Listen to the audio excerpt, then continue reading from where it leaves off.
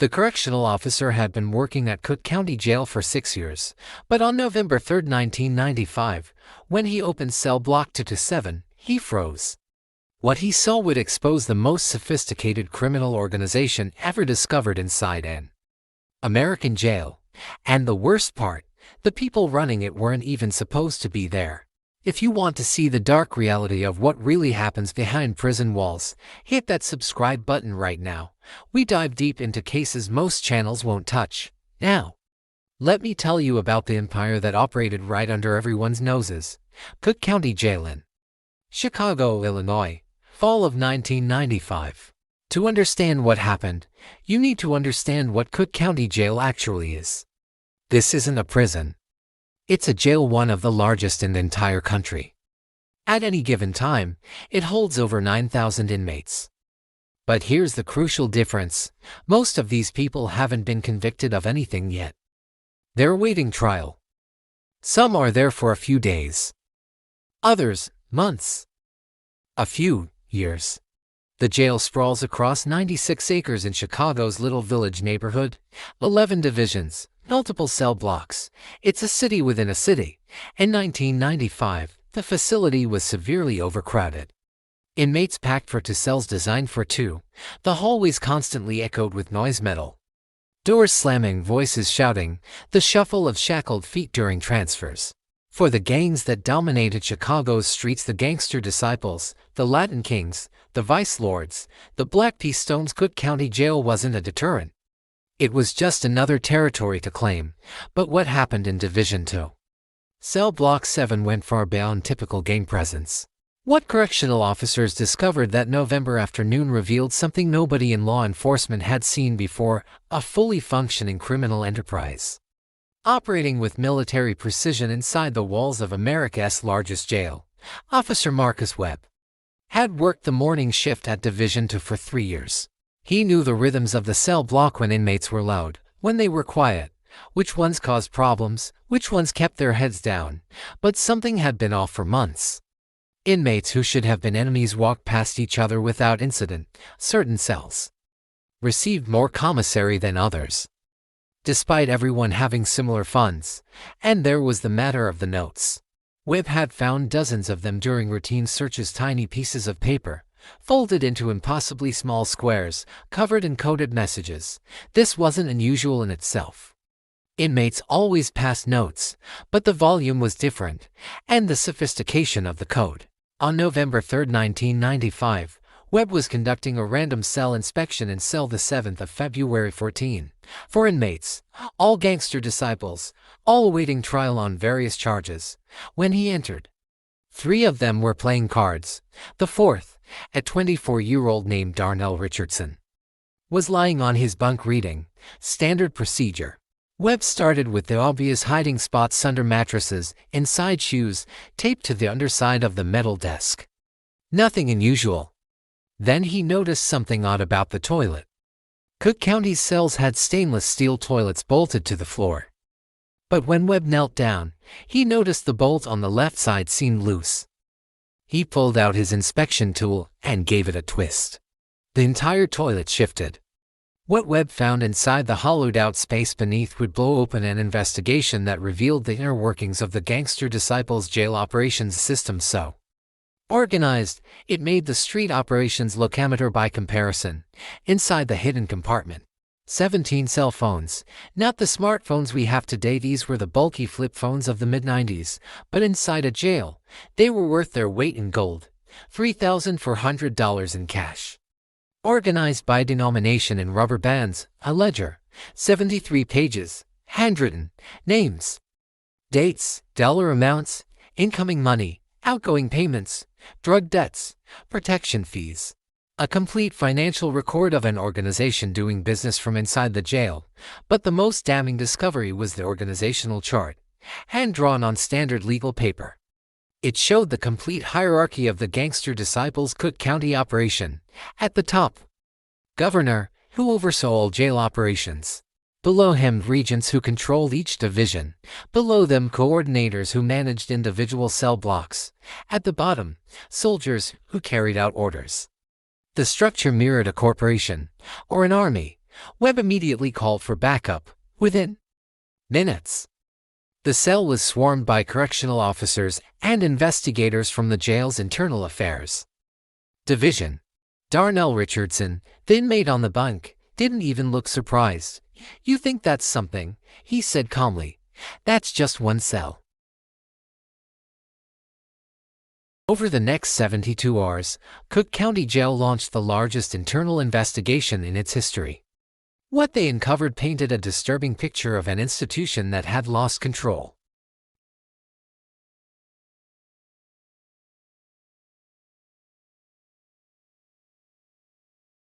But this wasn't just gang members claiming territory and protecting their own. This was a business operation. Lieutenant Patricia Gomez led the investigation. In her 14 years at Cook County, she thought she'd seen everything. She was wrong. "We always knew gangs existed in the jail," she later testified. "What we didn't know was the level of organization. They weren't just surviving in there. They were thriving."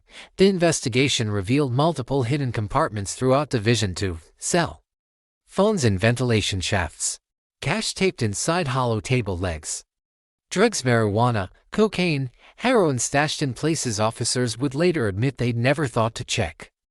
But the physical contraband was just the surface.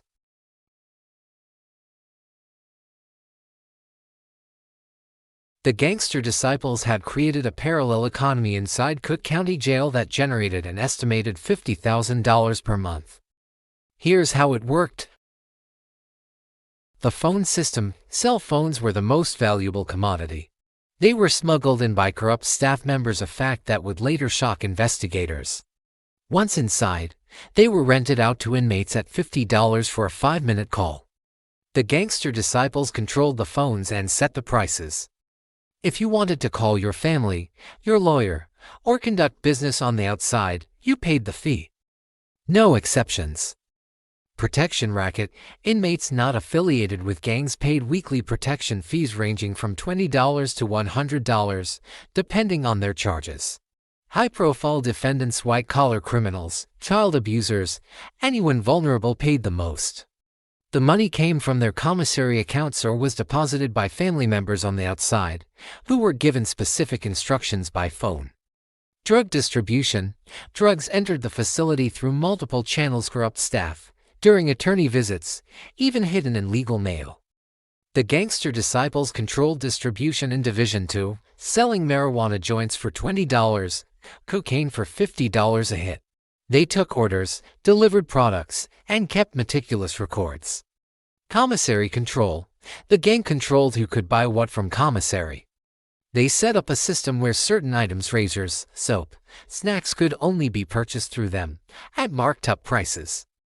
If you bought directly, you'd find your commissary privileges mysteriously revoked. But perhaps most disturbing was the recruitment operation.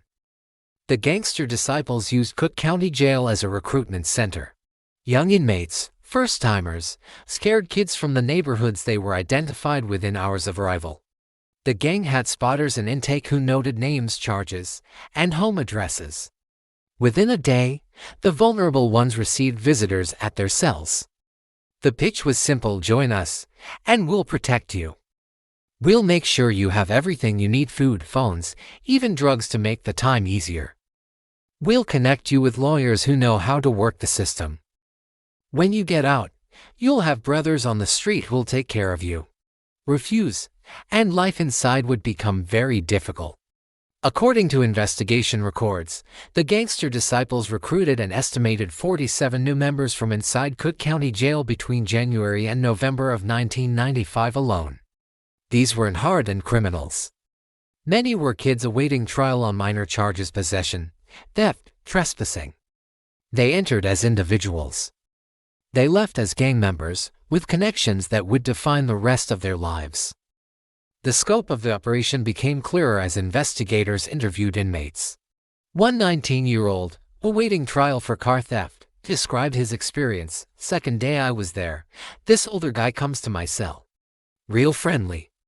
Asked me where I'm from, what I'm in for. Then he says, 'You look like you could use some help.' Next thing I know, I got a phone call to my mom, some extra food, better cell assignment. All I had to do was show respect to the GDs. Seemed like nothing at the time. Within 3 weeks, he was running errands for the gang, passing notes between cells, watching for guards during phone usage, holding contraband. He thought he was just returning favors. By the time he was released 4 months later, he was a full member. His car theft charge had been his first offense. By 1997, he'd be back, and this time convicted of armed robbery. The recruitment system was insidious because it targeted people at their most vulnerable moment. Scared, alone, facing uncertain futures, the gang offered certainty, protection, and belonging. But the operation didn't run on goodwill. It ran on fear. Internal affairs investigators discovered incident reports that had been buried or downplayed. Between March and October of 1995, just 7 months, there had been 23 unexplained injuries in Division 2. Inmates found with broken fingers, bruised ribs, black eyes.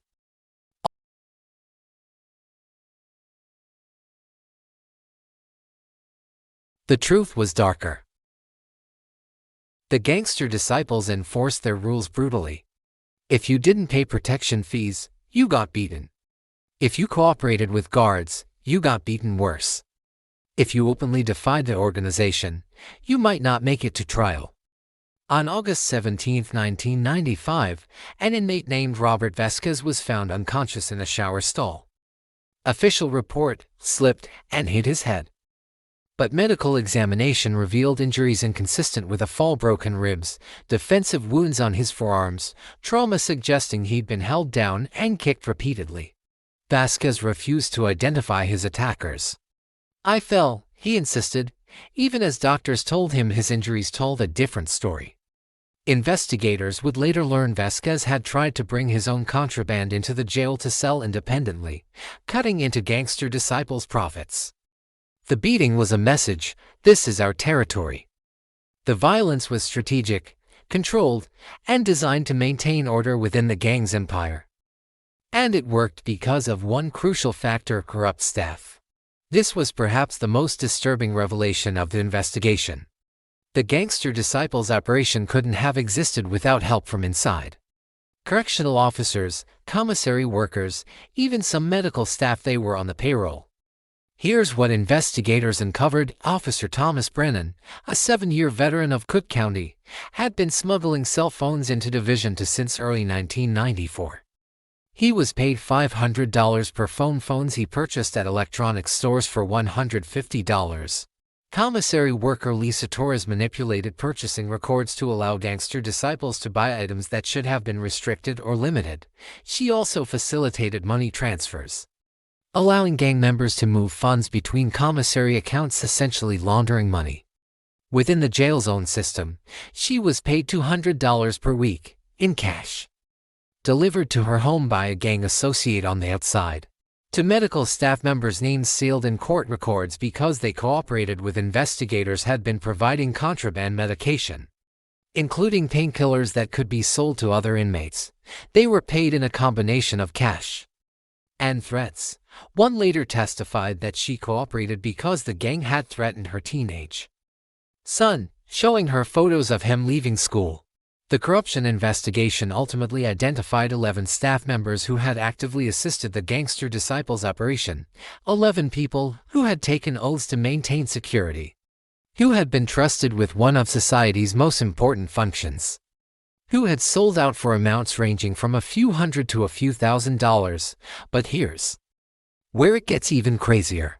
The people running this empire weren't even the most dangerous inmates in the jail. Make sure you're subscribed, because what I'm about to tell you reveals just how deep this conspiracy went. Hit that like button if you're already hooked, and let's continue. When investigators cross-referenced the organizational chart found in cell the 7th of February 14 with inmate records, they discovered something that stunned everyone involved in the case. The governor, the highest-ranking Gangster Disciple running operations inside Cook County Jail, was a 29-year-old named Jerome J. Rock Williams. His charges: parole violation and misdemeanor assault. Jerome Williams shouldn't have even been in Division 2. His charges warranted minimum security housing. He certainly shouldn't have been in the same division as defendants awaiting trial for murder, armed robbery, and drug trafficking. But Williams had been strategically placed there through a combination of falsified classification documents and influence from corrupt staff. He'd been in Cook County for 11 months, far longer than his charges typically required for pretrial detention.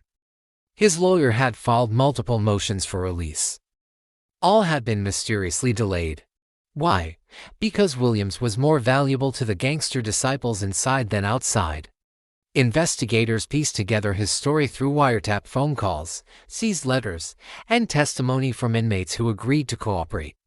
Jerome Williams had been a high-ranking member of the Gangster Disciples on the streets since the late 1980s. But in 1994, the organization faced a problem. Their inside operations at Cook County Jail were chaotic. Multiple factions competed for control. Money was being lost. The system was inefficient. So the leadership made a decision.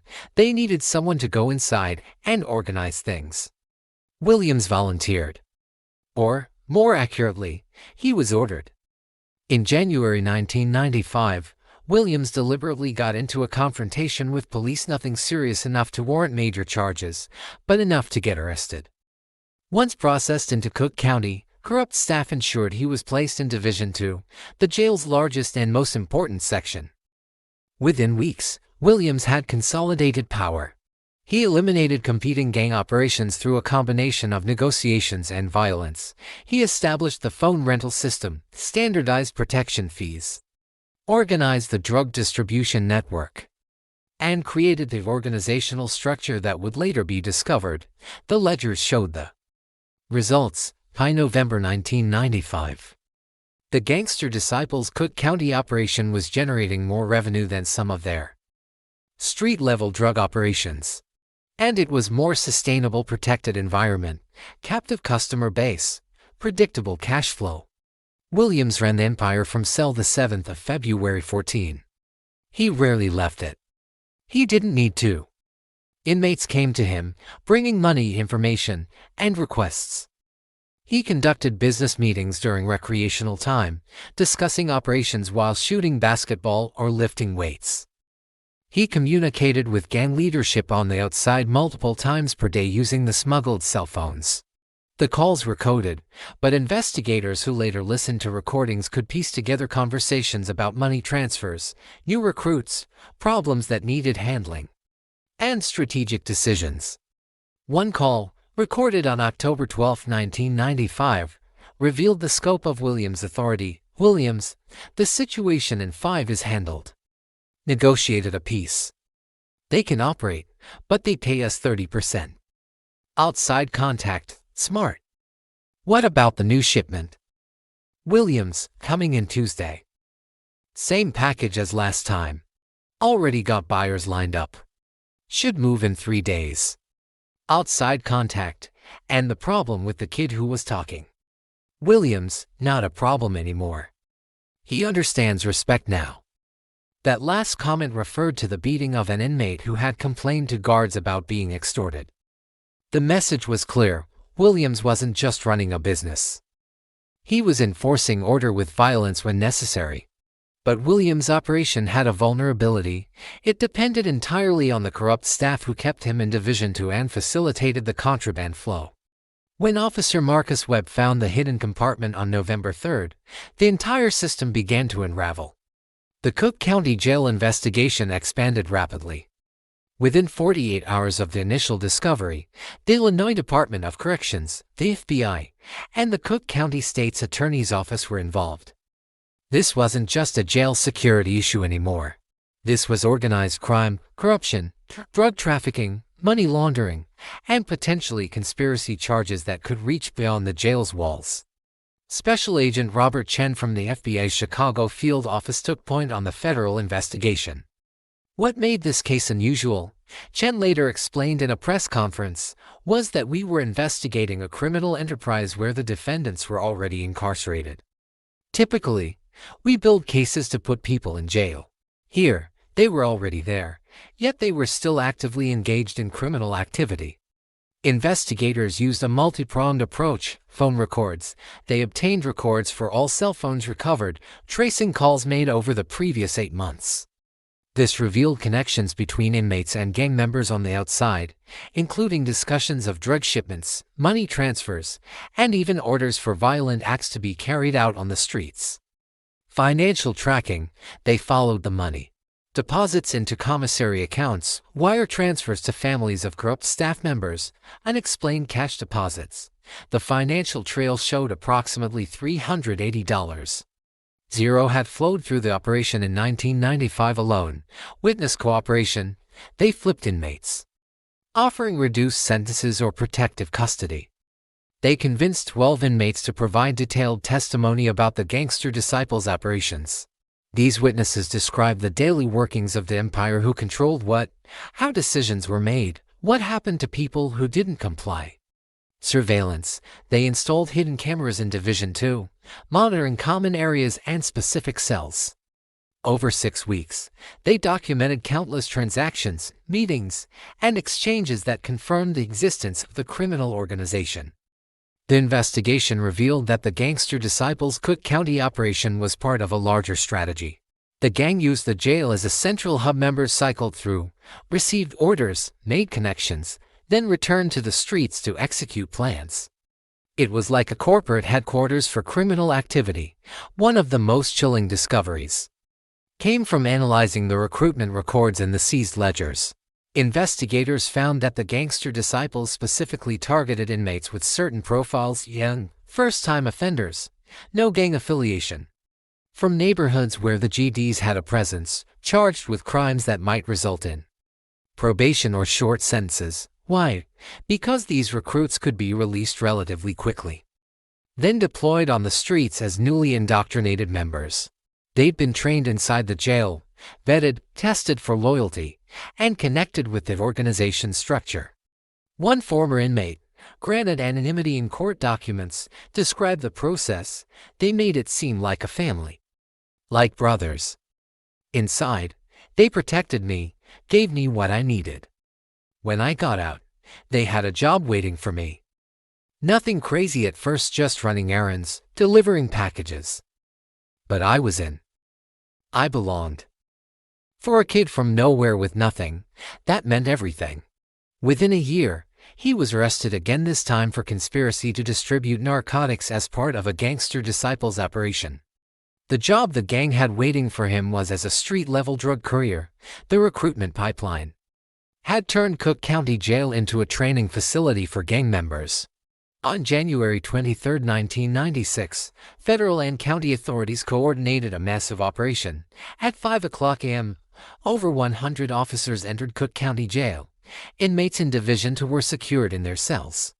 Identified Gangster Disciples members were transferred to isolation units. Corrupt staff members were arrested at their homes simultaneously.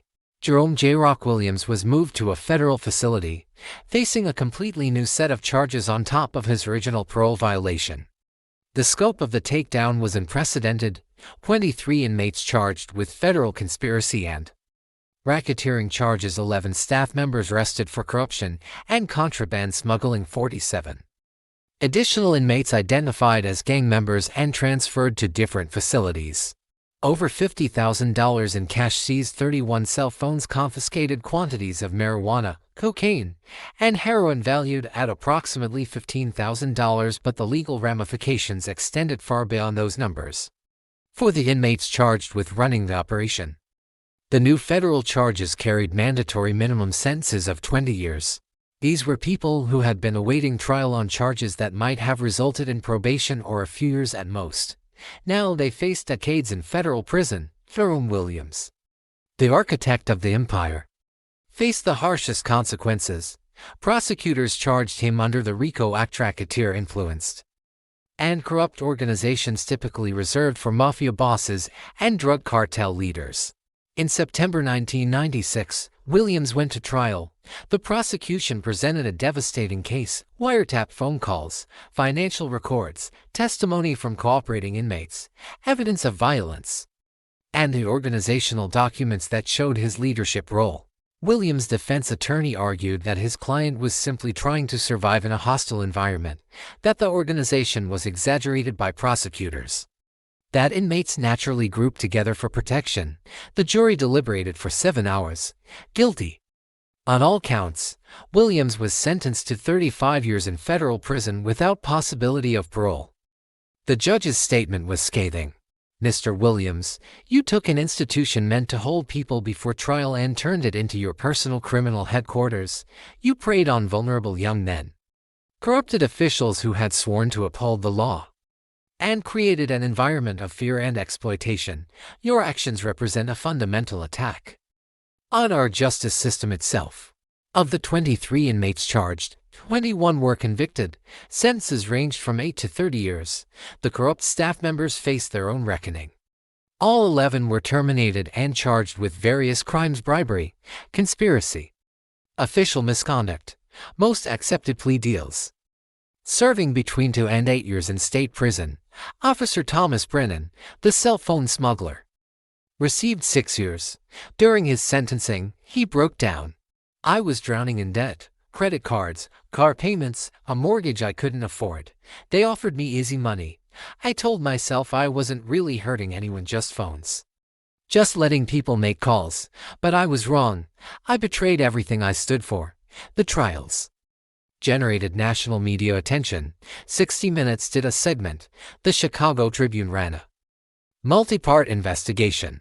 Reform advocates used the case as evidence that the American jail system was fundamentally broken.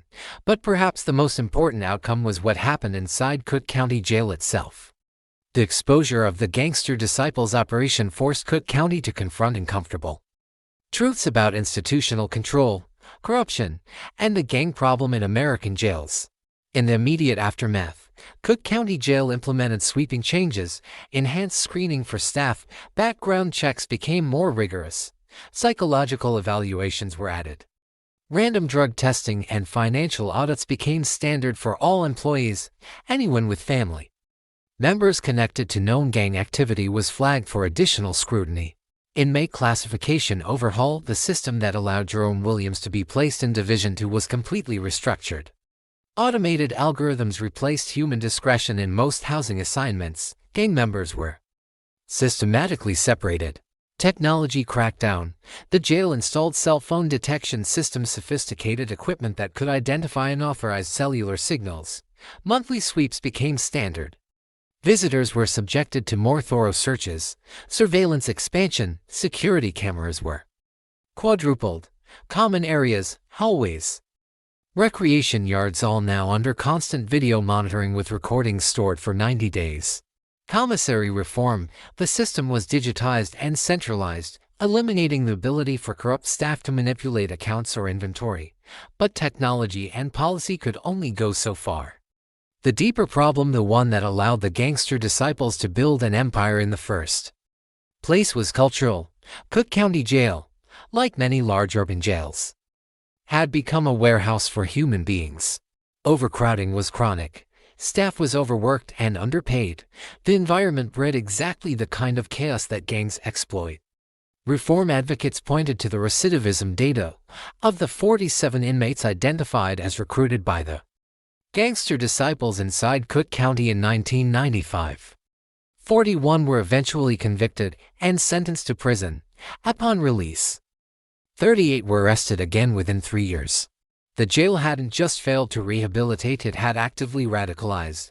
Dr. Jennifer Morrison, a criminologist at Northwestern University who studied the case extensively, put it bluntly: Cook County Jail in the 1990s functioned as a recruitment and training center for gang activity. We incarcerated young people for minor offenses, exposed them to organized criminal networks, failed to provide any meaningful intervention or support, then released them back into the same neighborhoods that landed them there in the first place. We created gang members through our own system. The 47 young men recruited in 1995 represented hundreds or thousands more over the years, people whose lives were fundamentally altered not by their original crimes, but by what happened to them while waiting trial. The Cook County case wasn't unique. It was just the most thoroughly documented. In the years following the investigation, Similar operations were uncovered in jails and prisons across the country. Rikers Island in New York exposed extensive gang control in multiple housing units. In 1997, LA County Jail discovered a Mexican mafia operation generating over $100,000 monthly. In 1998, a Texas state prison revealed systematic corruption involving 27 guards. In 1999, the pattern was consistent: overcrowding, underpaid staff, gang members exploiting vulnerabilities, and the creation of shadow economies inside institutions meant to uphold law and order. Jerome Williams, the governor of Cook County's Gangster Disciples operation, is currently serving his sentence at a federal supermax facility. He has been in solitary confinement for much of his incarceration. Authorities deemed him too influential to allow regular contact with other inmates. In a 2012 interview conducted through his attorney, he's prohibited from direct media contact. Williams reflected on the operation. "People think we were monsters. We were just products of a system that didn't care about us. Inside county, you either organize or you get destroyed. I organized. I protected my people. I created order and chaos." The fact that they needed federal prosecutors and hundreds of officers to shut down what we built says something. We saw needs and filled them. We ran it better than they did. It's a perspective that's both self-serving and, disturbingly, contains a grain of truth. The Gangster Disciples operation filled vacuums created by institutional failures: the need for protection, for communication, for basic goods and services, for belonging. The question reform advocates kept asking: why were inmates turning to gangs for things that the institution itself should have provided? Today, Cook County Jail operates under drastically different conditions than it did in 1995. Population has been reduced from over 9,000 to around 5,500 through bail reform and diversion programs. Staff salaries have increased significantly. Starting pay for correctional officers is now $52,000. Up from $32,000 in the 1990s. Adjusted for inflation, that's a substantial increase in real terms. Gang activity hasn't been eliminated. That would be impossible in a facility drawing inmates from Chicago's gang-dominated neighborhoods. But organized operations like the one Jerome Williams ran have been severely disrupted. The jail's administration points to statistics. Violent incidents are down 60% from 1995 levels. Contraband seizures have decreased, suggesting less is getting through.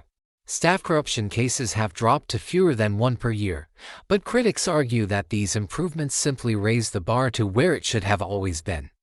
The fact that it took a massive federal investigation and national embarrassment to implement basic security measures reveals how broken the system was. And the deeper issues remain. Cook County Jail still primarily houses people awaiting trial, meaning legally innocent individuals are being held in conditions that inevitably expose them to criminal networks. The average stay has actually increased from 47 days in 1995 to 89 days in 2024, meaning more time for gang influence to take hold. Recidivism rates for Cook County inmates remain troublingly high. 54% are arrested within 3 years of release. The jail has added programming, GED classes, substance abuse treatment, mental health services, but participation is limited by security concerns and funding constraints. The question remains, is the system rehabilitating or radicalizing? Behind the statistics and the headlines were real people whose lives were fundamentally altered by what happened at Cook County Jail in 1995. Robert Vasquez, the inmate beaten for trying to sell contraband independently, was released in 1996 after charges against him were dropped. He returned to his neighborhood on Chicago's South Side. In 1998, he was shot and killed in what police believe was a gang-related incident. He was 27 years old. The 19-year-old car thief who was recruited during his first jail stay, his identity protected in court records, eventually served 12 years for armed robbery. Upon release, he participated in a gang intervention program and has reportedly stayed out of trouble. But 12 years of his life were lost to a path that began with a friendly conversation in a Cook County cell. Officer Thomas Brennan, the correctional officer who smuggled phones, was released from prison in 2003 after serving his sentence. He lost his pension, his marriage, and his reputation. In a 2018 newspaper interview, he reflected, "Every day I think about what I did. I helped create the very system I was supposed to prevent. I can never make that right. I can never go back. The money I took, it destroyed my life and helped destroy others. There's no redemption from that." For the families of inmates recruited into the Gangster Disciples, the pain is ongoing. One mother, whose 18-year-old son entered Cook County on a marijuana possession charge in 1995 and left as a gang member, spoke to reporters in 2010. "He was a good kid. A little lost, a little stupid, but good. He went in for something that wouldn't even be a crime today. They changed him in there. When he came home, he wasn't my son anymore. He belonged to them." Her son is currently serving 25 years for attempted murder, a crime he committed as part of Gangster Disciples activity 3 years after his release from Cook County. These stories multiplied across Chicago. Families broken, lives derailed, potential destroyed, all because a criminal organization was allowed to operate unchecked inside a facility meant to uphold justice. The Cook County Jail case of 1995 exposed fundamental failures in the American criminal justice system. It revealed how overcrowding, underfunding, and institutional neglect create environments where gangs don't just exist, they thrive. It showed how easily corruption can spread when staff are overworked and underpaid. It demonstrated how jails meant to hold people temporarily before trial can become schools for criminal activity. Most disturbingly, it proved that our system often creates the very criminals it claims to combat. The Gangster Disciples didn't need to force their way into Cook County Jail. They walked in through the front door, arrested, and processed like anyone else. Then they exploited every weakness, filled every vacuum, and built an empire from the chaos. Jerome Williams, sitting in solitary confinement in a federal supermax, represents both the problem and the paradox. He's a criminal who deserves punishment for his actions, the extortion, the violence, the corruption, the recruitment of vulnerable young people into gang life. But he's also a product of a system that failed at every level, a system that allowed him to organize criminal operations from inside a jail. A system so dysfunctional that a gang member could run it more efficiently than the authorities. The reforms implemented after 1995 made Cook County Jail safer and more secure. But they didn't solve the underlying problem. We've created institutions that warehouse human beings without addressing the poverty, trauma, addiction, and lack of opportunity that led them there in the first place. Until we confront that reality, there will always be another Jerome Williams, another organized operation, another generation of young people radicalized by the very system meant to deter them from crime. The empire inside Cook County Jail was exposed and dismantled. But the conditions that allowed it to exist in the first place, those remain largely unchanged. And that might be the most disturbing truth of all. The story of Cook County Jail shows us that the criminal justice system can sometimes create more criminals than it stops. If you found this deep dive valuable, subscribe to the channel. We investigate the stories behind the headlines, the truths that don't fit into sound bites. Hit that notification bell so you don't miss our next investigation into America's most notorious prison operations. Drop a comment and let me know, what do you think could actually fix these institutions? Next week, we're diving into the prison riot that changed federal policy forever, story involving hostages, negotiations, and a decision that still haunts everyone involved. You won't want to miss it. Until then, stay curious, stay critical, and remember, the most dangerous prisons aren't always the ones with the highest walls.